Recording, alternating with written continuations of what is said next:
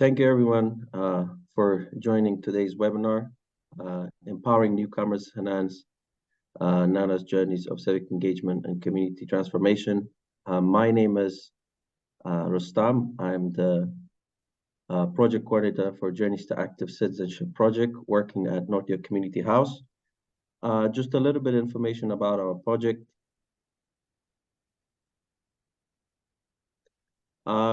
Journeys to Active Citizenship is a unique collaborative project that is co-designing curriculum, civic engagement curriculum and tools and programming for newcomers and immigrants.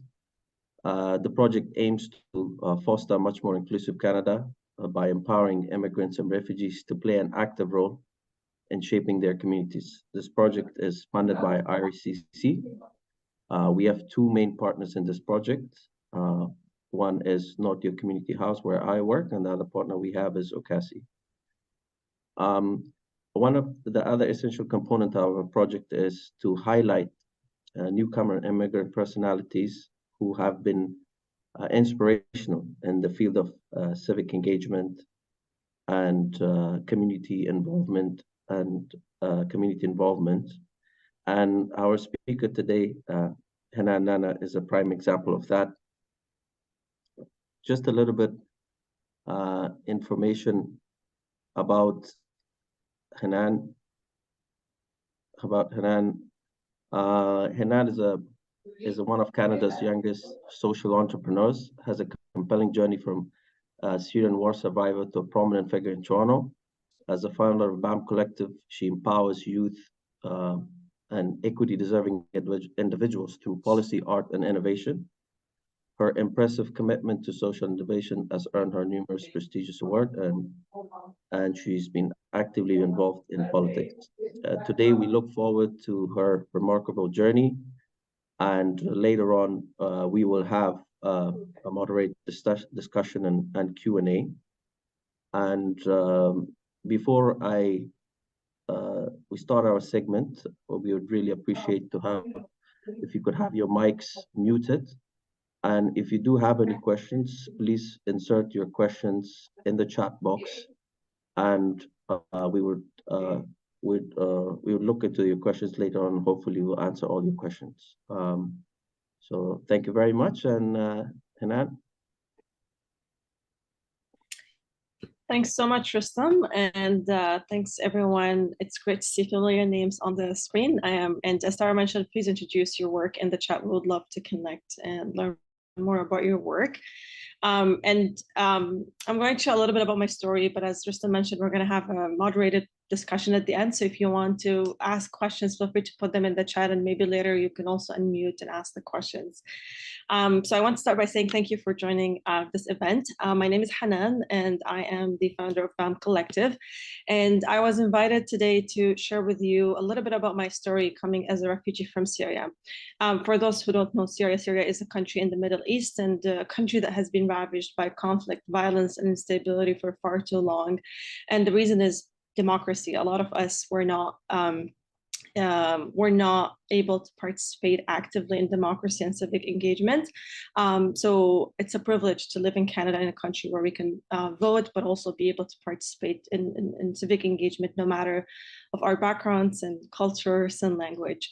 I'm interested to talk today to you about my challenges and the fear that I faced when I came to Canada, and how that really inspired me to start BAM Collective. But first, I wanted to talk about my journey coming as a war survivor to this country. And my journey has been filled with numerous challenges and obstacles. And at the young age of 15, my life took an unexpected turn, where my family and I were displaced from our homeland, Syria, due to the war, and we were forced to seek refuge to Turkey.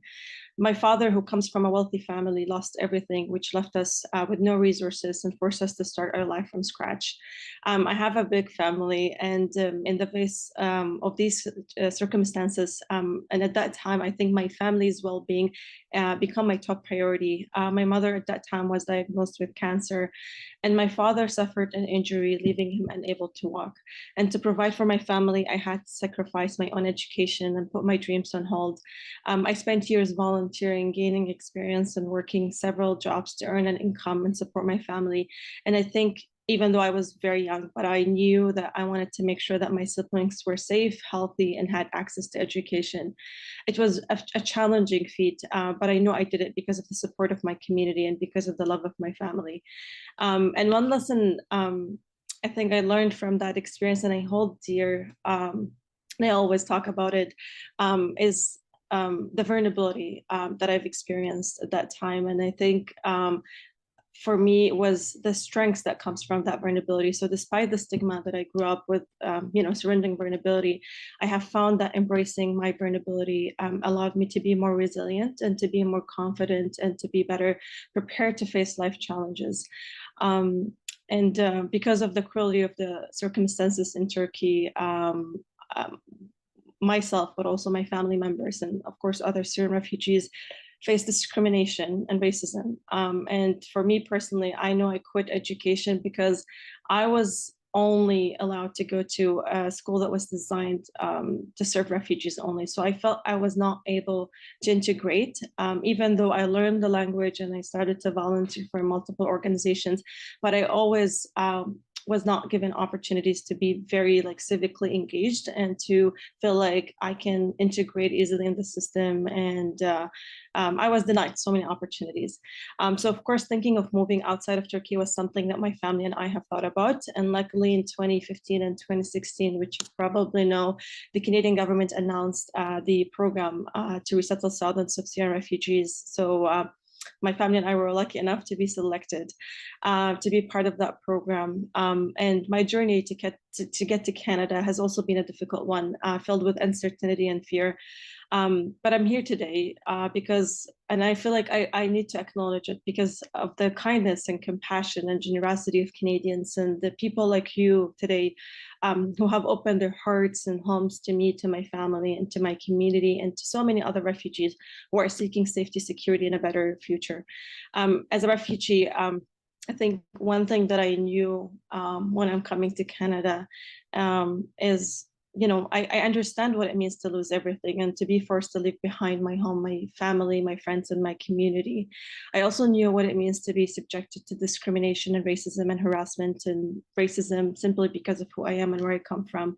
But I also knew that I understood what it means to have hope and to hold on the belief that there is still goodness and humanity in this world and that we all need each other to survive. So in 2016, my family and I landed in Toronto in a very cold February with fear and sure where to begin and where to turn. And at that time, we did not have any friends, family, or relatives to rely on for guidance. I was just 17 years old when I landed to Toronto, and I believe I was the only family member who spoke a shred of English. So I was thrust into the role of a decision maker. And though much of what people were telling me lost in translation, I did my best to, sign legal documents and make decisions on behalf of my family.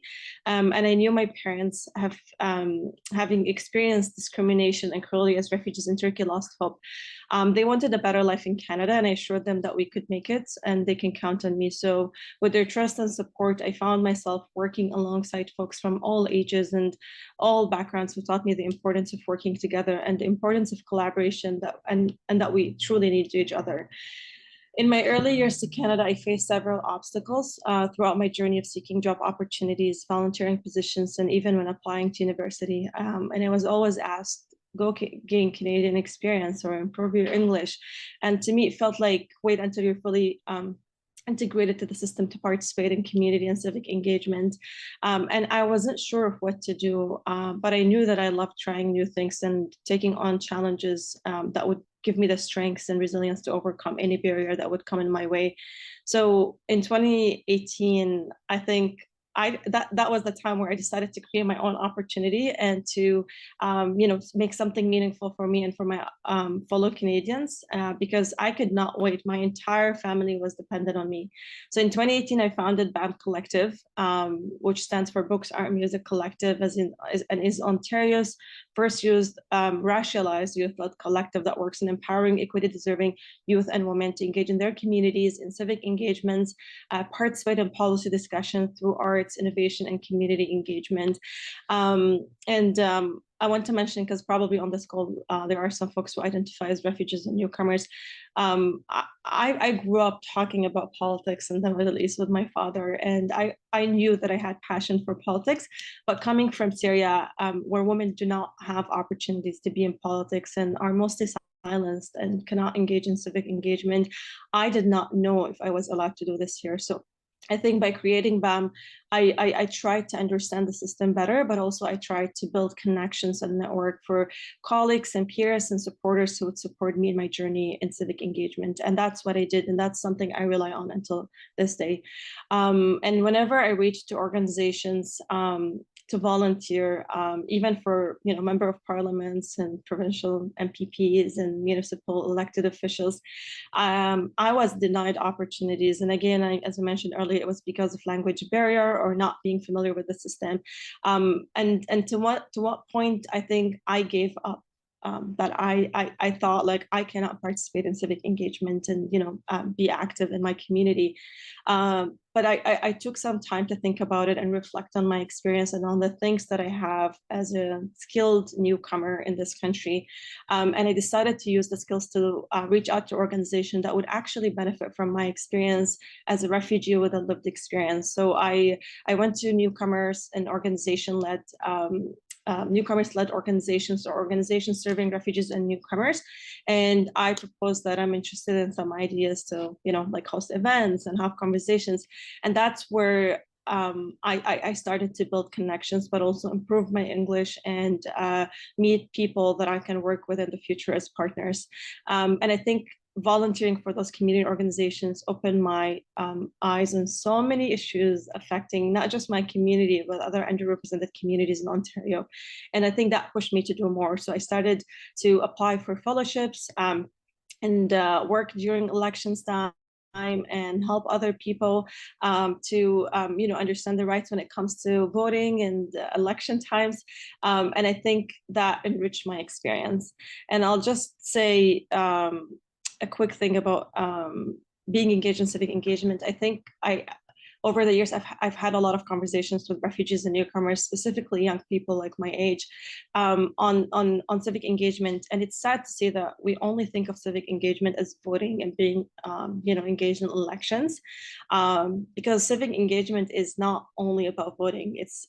It's about getting engaged in your communities, being part of initiatives, and it's starting initiatives, and it's working on tackling issues affecting us as a province, as a city, but also as a country, and at the same time, thinking about politics as a way for us to work in it. It's not only running for an office, but it's working, as a political staffer, or working for Election Canada, or working for, political campaigns, or maybe working on engaging people in politics and on issues and, solutions. So I felt like there was a big gap for me and for other refugees and newcomers. So, to find a solution for that, I've used my story because I become a Canadian citizen in 2022, so very recent.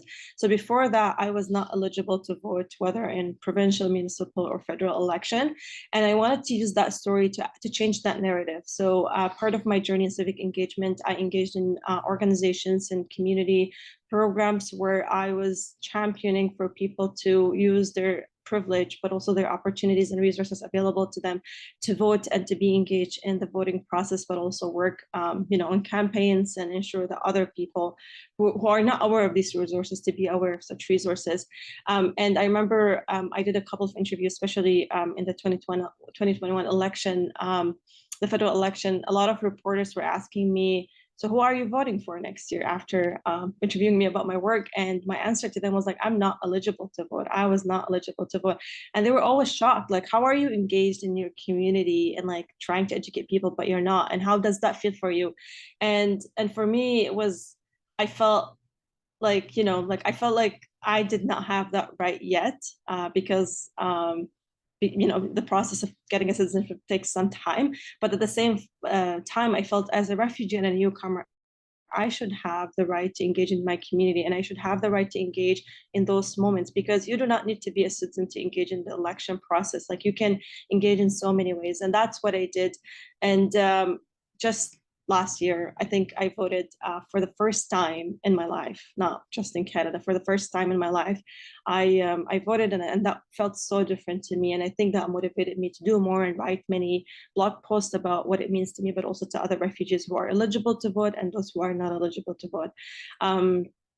So yeah, like it has been a journey to engage in civic engagement in politics and in election times, and I still like work on it at BAM Collective, and I think the more that I'm working on this field, the more that I'm learning a lot, and the more that I'm finding that there are still so many gaps, not just for marginalized communities, but for young people, for women to work in this field. So this is something that I'm very passionate to keep learning on and to keep pushing to create solutions.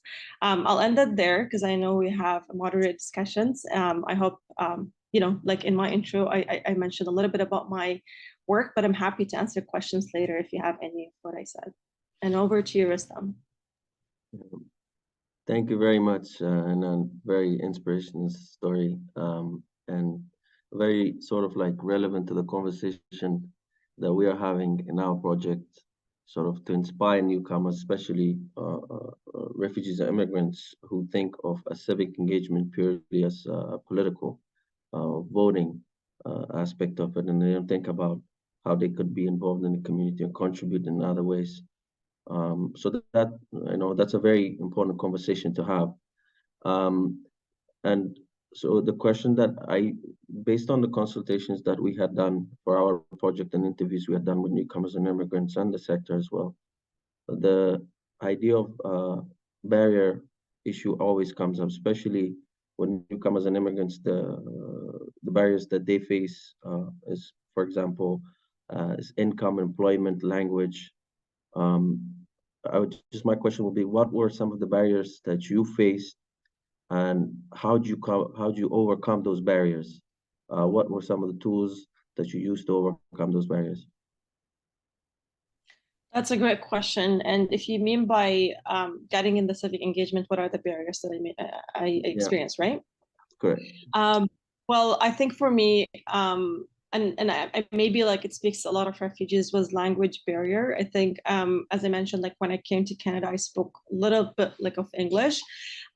So at the same time, I was trying to improve English at school. So I was taking ESL and other courses, and volunteer to be able to improve my English. And I think volunteering was very helpful for me to be able to not just improve my English and talk to people and understand the day-to-day life and language, but at the same time, it was for me, as I would say, like a door to understand the civic engagement field, but also to know what people are doing. And I think that was my stop and my shop for resources, volunteering with organizations, because that's how you know about opportunities and that's how you meet people.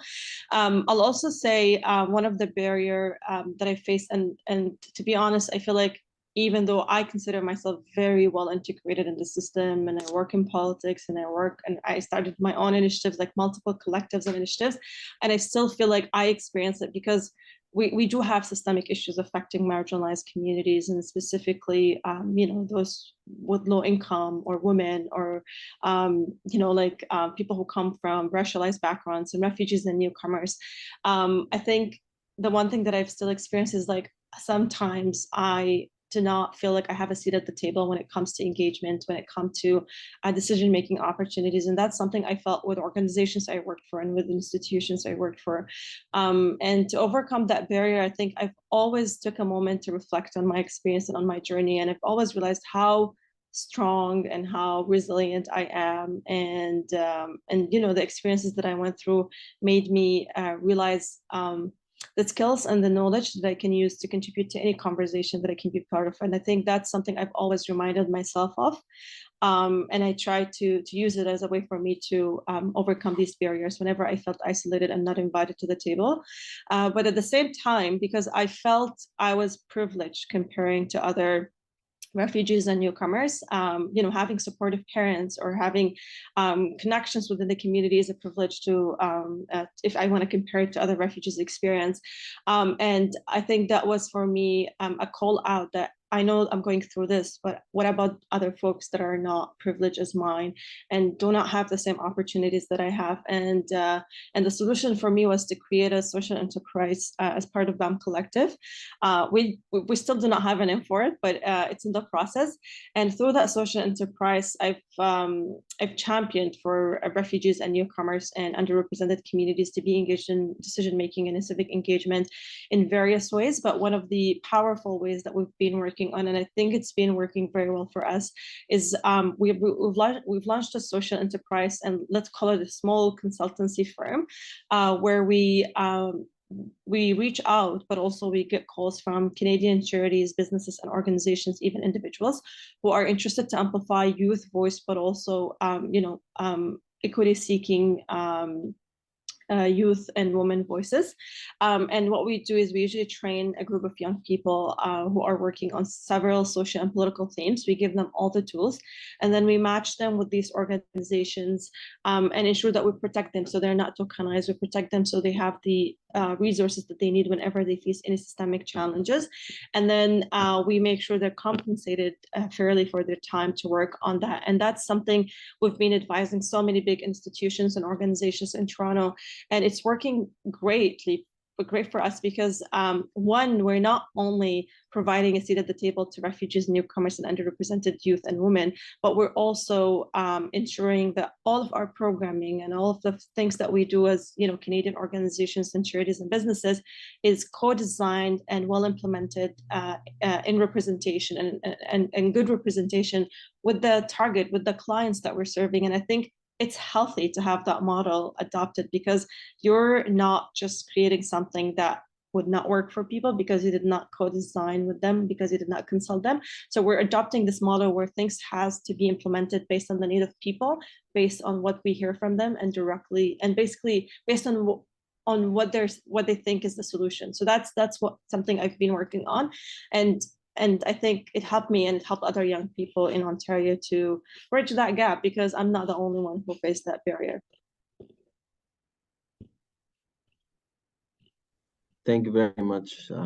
Yeah, it's very helpful to understand like that your organization is taking the initiative sort of to involve newcomers and refugees and minorities and engaging with their communities. We also have sort of like based on the consultations and engagement that we had through our project, we figured out that a lot of civic engagement, especially for newcomers and immigrants, because they usually reach out to settlement organizations and community organizations when they initially arrive to Canada, that there's not a lot of strong sort of like civic engagement, programming. So my question would be sort of like, what advice would you give to individuals or organizations looking to engage and empower newcomers effectively through community initiatives and civic participation? Well, I'll share two advices. So the first one, I would share an advice to organizations and individuals who are working actively to engage refugees and newcomers in the civic engagement. And I would say my number one advice to you, and this is something I have done, and I think it has been very successful, is to ensure representation, to ensure engagement with lived experience is present at the entire operation of your projects and initiatives. And if you're wondering why, it's similar to what I mentioned earlier. It gives you the opportunity to hear directly from the people that you're trying to serve. And I think by listening to their needs, you're literally addressing the issue. You're trying to fill in the gap, but also they will tell you, they will share ideas, they will explore opportunities. And I think that's the first step of civic engagement, because you're already engaging them in those consultations. And that's what we need to start doing as organizations working on this field. I would also say, civic engagement itself, as we mentioned, it could be political, it could be running community projects and stuff. And I just want to say, a lot of refugees and newcomers come with a mindset to Canada with, like, I want to establish myself, I want to find a job, I want to finish school. So civic engagement is not always priority, like it's not always the number one. And I think for us, it's important to understand that, because if someone said, I'm not interested to, I don't know, like come to your project or event or participate in voting or whatever, I think we should not feel people bad because they decided to not, because for a lot of people, it's not a priority. And I understand why, because, in our first years to Canada or to any new country, you need some time to be familiar with what's happening. You need some time to build connection and to build the trust, because a lot of people may not have trust when they come to a new country. So I would say give them time to, understand what's happening, give them time to be familiar with the system, and give them time to understand the work that you're doing and why it's important to them. And the other thing I would say, because I know some folks mentioned they work on elections and maybe political stuff, I'll say it's important to also keep in mind that a lot of refugees, specifically, and newcomers, specifically those who are fleeing their countries because of dictatorship and because of democracy, are traumatized. And a lot of them, like myself, have never voted in their time, maybe my parents too. So I want to remind everyone that it's important to be familiar with the backgrounds of the people that we're working with.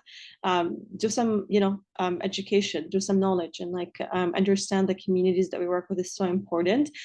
So a lot of people may be traumatized, which can prevent them from, again, building trust, but also from taking some actions quickly. So I think that will take a lot of time. So in those cases, I know it can be hard, and something I've done in the past on things that I am not an expert on and I don't have a lived experience on. I try to always adopt a model, and I call it the ambassador model, where I try to always have a budget whenever I'm applying for funding to compensate ambassadors who come from the same community, maybe similar demographic as well. And I work with them as consultants, or as folks who can share ideas, but also can share critics on the work that we're doing. And I think these ambassadors, because they come from the same community, they can understand the community better, they can tell us, and they can pass on the message, and can help us to provide programming, but also interact with the community from a culturally appropriate perspective as well. And I think that's important for a lot of us. So I would say be patient, don't afraid to ask if something doesn't, not clear to you, ask people. And I think a lot of refugees and newcomers are open to talk about the challenges that they're facing and to figure out a solution together. On the other hand, for a lot of refugees and newcomers, and I'm not sure how many are on this call today, but I'll say, there are gaps for us to be engaged in the civic engagement, but there are more gaps to be engaged in the political sphere. And I work in politics. I've been working for a long time, and I see it existing. And again, it's not just because maybe of a language barrier, but maybe because we're not still familiar with the system. And it's okay to not be familiar with the system. It takes time. I did not understand the political system until recently, and I still learn. And something I learned is that even people who were born here are not aware of things here. So it's okay. Not everyone knows everything. And so I would say it's okay to take time to be familiar with the system. Don't feel that you're rushed to engage in your community, because there is a community pressure on us to be fully integrated and fully, fitting in the system and voting and starting initiatives. I think it takes time for us to do that. So build your connections, reach out to people, don't be afraid, and be persistent. Take some risks. I did a lot, some of them that I regret, but some of them I don't.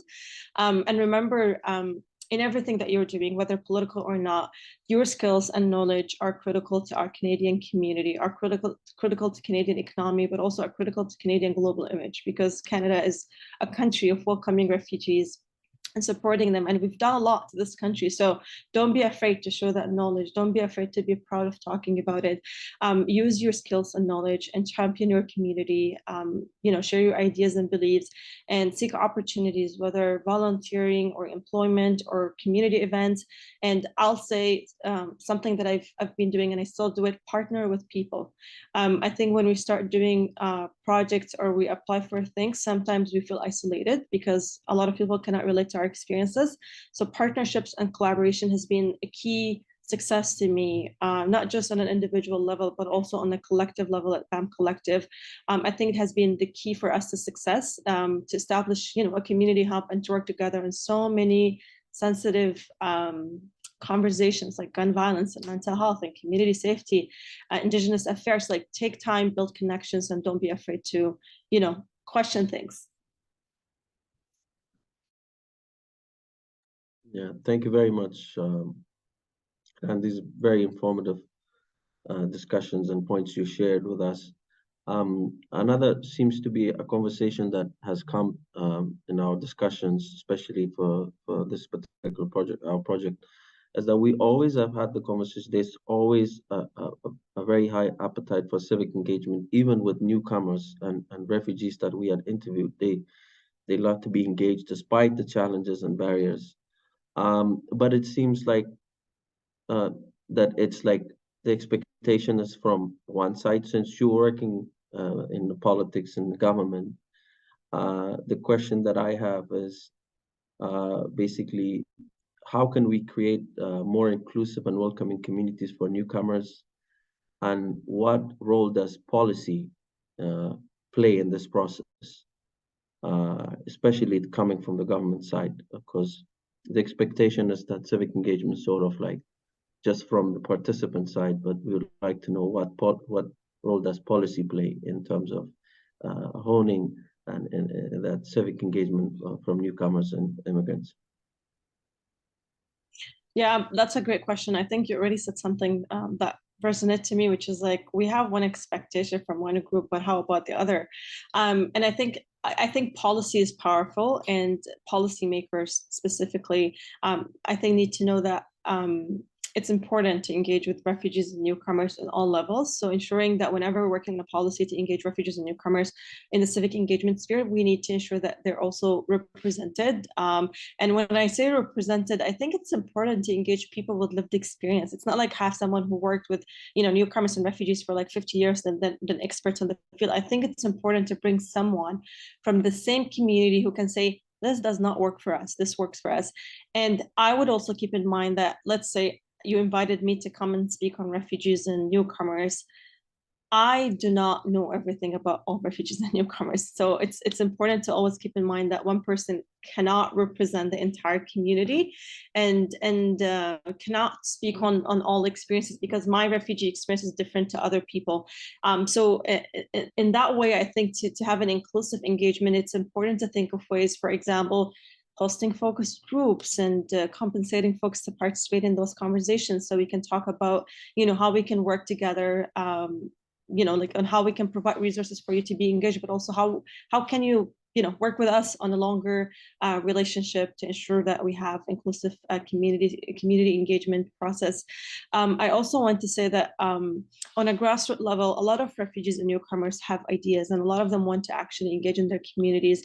And I had this conversation in events that I spoke at. I've connected with incredible young women who always came to me with like, how did you do it? Like, I want to know how I started my own organization, my own startup and social enterprise. And I think I identified one gap that a lot of refugees and newcomers go through, is that there is little funding available to grassroots organizations and ideas. Obviously, there is in the city, for example, I'm talking about Ontario, there is some in the city of Toronto, there is some in Ontario and on a federal level, but I feel like most of the funding available is targeting organizations that are registered, have a legal status with a large team, maybe a small team, but then there is a process. And for a lot of newcomers and refugees, because they do not have the connection that all of us maybe have now, they cannot form a team easily. Maybe they would know 1 to 2 and they want to start something local, but then there is no funding available. And at the same time, as much as civic engagement, as I mentioned, is important to refugees and newcomers, but there are priorities: a priority to study, to integrate in the system, but also to be able to work to pay their bills, because there are not a lot of enough social assistance program available to our refugees, specifically young people who live independent from their families. So I'll say there is a lot of gaps, including funding, consultation. There is no enough meaningful consultation, and I'll also say there is a missing storytelling piece. I feel like there is enough and so many refugees and newcomers working so hard in their communities, but we're not highlighting them enough. And I think by highlighting them and having that storytelling piece, we can ensure that refugees, but policymakers and governments know about what's happening. And I think that could serve as a model of inspiration for all of us to be engaged in this field. Yeah, thank you very much. Yeah, very, very informative. Very, yeah, those are usually the issues that we have discovered in our project so far, and it truly reflects what the current affairs and the current situation when it comes to newcomer civic engagement and community involvement. Now I would like to just ask the participants if you have any questions, please raise your hand, or you can put the questions in the chat box. We would love to hear from you. So yeah, it's the floor is open to you. I see a question in the chat. First, I can start by addressing that question because I don't want to forget the ones in the chat. Sure. I think there is a question on how did you make out time to go to school? Probably while I'm doing this stuff. And that's a really interesting question. And I'll tell you that I get it all the time whenever I'm speaking at events, because I work full time and I was studying full time. I graduated last June and I was taking like full load courses. And I was also running BAM Collective, which is an organization of over 15 staff. Plus, I lead two other collectives, one with my father on floristry and one on research studies. And the answer to your question is I don't know. I think I have so much energy and I have so much so much, like so many ideas that I'm interested to work on, but I think I've always had a very supportive family, very supportive partner that have always gave me time to to not like give me time to think about myself, give me time to work on the projects and the things that I'm passionate about.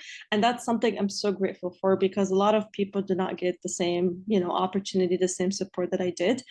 So I think that kept me going. And at the same time, I'll say, because a lot of people cannot relate to what I said when I said I work full time, but also I do study at school full time.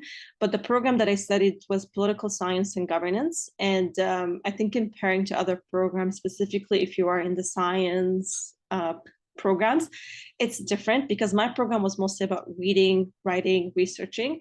So it's like more an independent program. You don't need to be to class, you don't need to be in class all the time to understand the equation, for example. So it was more independent. So I used to skip classes. Let's be honest, I used to skip classes, but at the same time, while I was skipping, I was ensuring that my deadlines were met. I was submitting things on time. And yeah, I was staying up late. So I hope I answered your question. Yeah, thank you very much. We have another question from Paul. Is that you mentioned the importance of volunteering in your community as a pathway to civic engagement. What would you say to newcomers and refugees who are reluctant to volunteer in their communities when they feel their time might be better spent doing paid work? It's a concern we have heard a few times in our consultations with the sector. That's a really good question. And I think I do understand why a lot of refugees and newcomers prefer to get paid opportunities more than volunteer opportunities. And I think I give them an excuses because I know it's a priority. And I had that moment recently where I said no to many things that were asked for me to do voluntarily. So I understand why they would say no, but at the same time, I think we need to do a lot of education on volunteering, because I think for a lot of refugees and newcomers, volunteering is only about gaining experience. And for some people, they're already expert in things, so they think it's not the time for them to gain a new skill or experience. I think it's important to, like, the way that I use it, and this is something personal, is whenever I talk to my siblings or I talk to my colleagues and friends who are refugees and newcomers and do not want to volunteer, I tell them that in this country, but also on a global level, in every country we go to, there will always be systemic issues that may affect us as marginalized, underrepresented communities, and as recent newcomers who have so many challenges to navigate. So I always tell them that if we're not engaged in those conversations, if we're not volunteering, if we're not giving back, if we're not connected to community organizations and building allies with them, it will be harder for us to address these issues. So to me, is volunteering not a way to only gain experience. I always mention to people it's a way to network, to build allyship, and to ensure that we together, in case something happened, we can rely on those communities and on those organizations. So by doing so, I think in a way you're telling people that like by giving back to these organizations, they will give you back, and they do. Like, let's just be real and honest. A lot of organizations will support you and give you back whenever you need to. And that's something I think we have to promote as well. And also, I think the other thing is a lot of organizations ask for volunteers that are, you have to commit during work days, because that's most of organizations operate 9 to 5. And it can be challenging. And I think we should not expect newcomers, refugees, or any volunteer from any background to volunteer for us based on our time.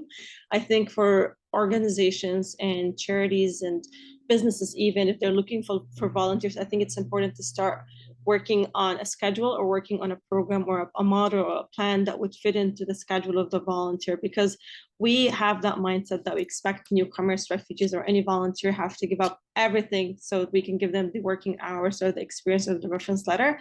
But in fact, it's the opposite. We have to actually accommodate and ensure that we give them enough timing. And that's something I do at BAM Collective. We ensure that some of refugees and newcomers and other volunteers who cannot volunteer 9 to 5 with us are able to work on things like events during the weekend or social media posts at night. So give them something that would work for their schedule. Thank you very much. Yes, do we have, we still have more time. If you do have any questions, if you have questions, please insert your questions in the chat box, and or please raise your hand, and we have more time, so we can get involved, and we can answer more questions. Maybe in the meantime, I can mention quickly until you type your question or raise your hand about things that we're doing at BAM Collective that may be helpful and useful to the work that you do, because I saw some comments on where you work. So at BAM Collective, we're currently working on several themes. One of them, and feel free to share with your clients or even reach out to us if you want to partner. We're working on community safety and gun violence. We're currently operating in Ontario, specifically in the GTA. And obviously, if you're based in Ontario or Toronto specifically, you will know that gun violence has been increasing and affecting mostly marginalized communities. So we've been running several workshops on skills building, but also community safety, where we bring people with lived experience to meet with experts and to talk about gun violence, and basically find resources to tackle the issue, and at the same time build skills, network, and connect. And I would say we've been working on this topic for almost 3 years. We've built connections with the city and with many incredible partners. And we even had tough engagements where we engaged the mothers of the victims and people who with lived experience who were and still are part of the program, and they're actually running the programs with us. So I wanted to encourage you to check that. I know our website is currently renovated, but check our Instagram account for the upcoming session. There is one happening at the end of this month. We also work on research studies, and we drafted one on community safety. The other project that we work on, and we run multiple projects, is newcomers engagement with Indigenous people. And I want to say this because we're talking about civic engagement. It's so crucial if you work with the refugees and newcomers to implement as part of your programming and civic engagement and promote the role of newcomers in truth and reconciliation, because we all come to this country with little knowledge about the real history of Canada, and it's important to ensure we have resources available to refugees and newcomers to be educated on the topic, but also encourage them to be part of truth and reconciliation. And that's something I do, and I encourage people to do. So as part of BAM Collective, we're running a series of projects called Bridging Gaps Between Refugees, Refugees, Newcomers, and Indigenous People, where we host conferences, topics, and events. And at the same time, we drafted a research study as well. It's on our website, and I'm happy to circulate it as well. And we're planning to actually host several events as well. So if you're interested to partner with us, reach out to us, and we're happy to share more details. And lastly, we've been also working a lot on climate change, but also social innovation, entrepreneurship, and decision making. And if your organization is really interested to have someone who's professionally trained and who can advise you and advise your team and clients on better engaging refugees with the or newcomers on civic engagement or any other topics, reach out to us, because through our service, we can always support you and help you to outreach and reach to your goal. This is something we've been doing, and we're happy to share more with you the packages and the folks that we've supported in the past. Like, we have examples to share. Thank you very much. If I'm just waiting if anyone has more questions. Let's see. Okay, sis. Okay, we have one more set.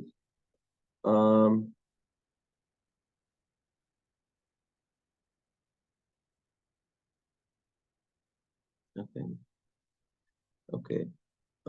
Yeah, so I'm just waiting if there's any more questions. If not, then we'll be wrapping up our segment. Just before I go, I would just like to provide some information about our project so we can stay connected. Sorry, just give me.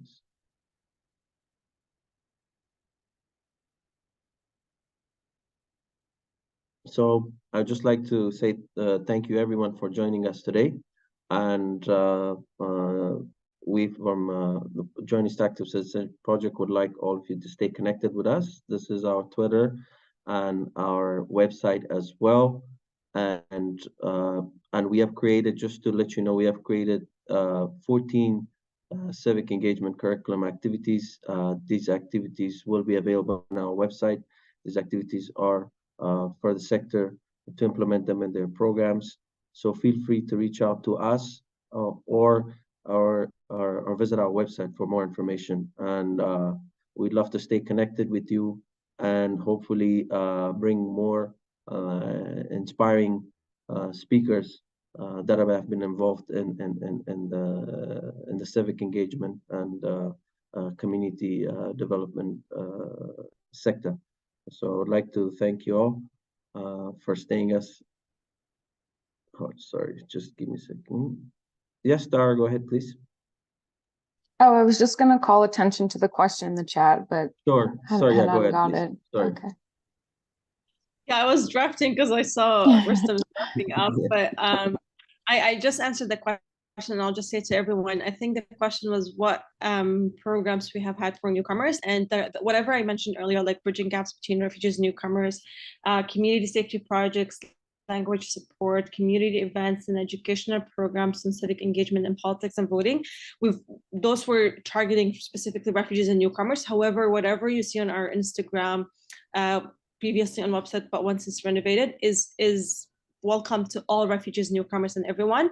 Again, like, we target refugees and newcomers, but we open our programs to everyone because we notice the need for these programs are also for everyone. For example, employment and access to employment opportunities. So many underrepresented youth do need resources on that too, not only refugees and newcomers. So we open most of our programming, but I'll say the bridging the gap between refugees and newcomers has been mostly our target.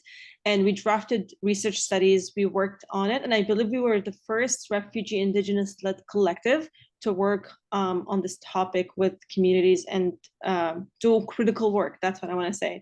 But if you have any questions on the work that we do or the upcoming stuff, I added my email in the chat and LinkedIn. Feel free to reach to me personally. Also check our Instagram page at BAM Collective. And yeah, we can always connect and chat. I'm happy to know about your work and how we can work together to support refugees and newcomers.